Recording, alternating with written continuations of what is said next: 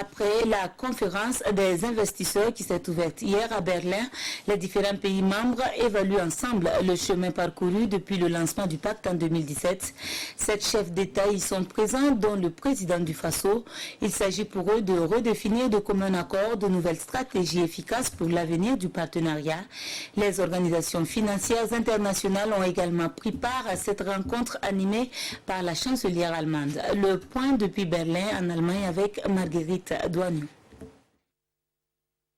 La chancellerie fédérale à Berlin ouvre ses portes cet après-midi du 19 novembre 2019 aux chefs d'État et de gouvernement et représentants des 12 pays africains membres du Compact Vive Africa.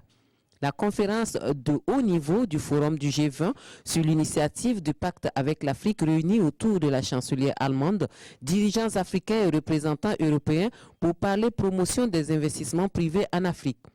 Sous l'œil attentif des organisations internationales que sont la Banque mondiale, le Fonds monétaire international, la Banque africaine du développement, bras financier de l'initiative Compact Vive Africa, chaque pays présente sa situation du climat des affaires.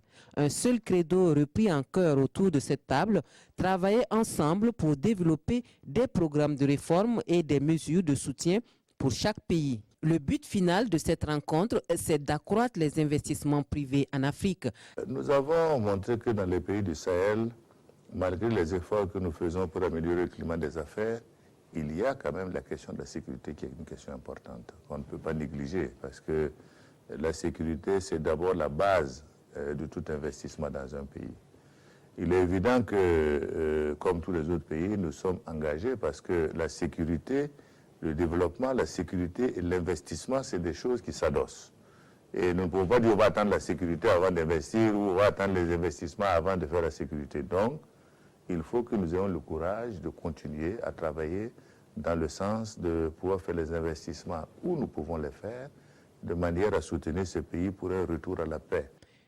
Dans le camp du G20, le défi sera de ratisser large côté partenaires et investisseurs internationaux et prendre des mesures pour simplifier les garanties de prêts pour faciliter l'investissement. La conférence au sommet permet de discuter de l'évolution de l'initiative et des moyens de faire progresser le pacte avec l'Afrique.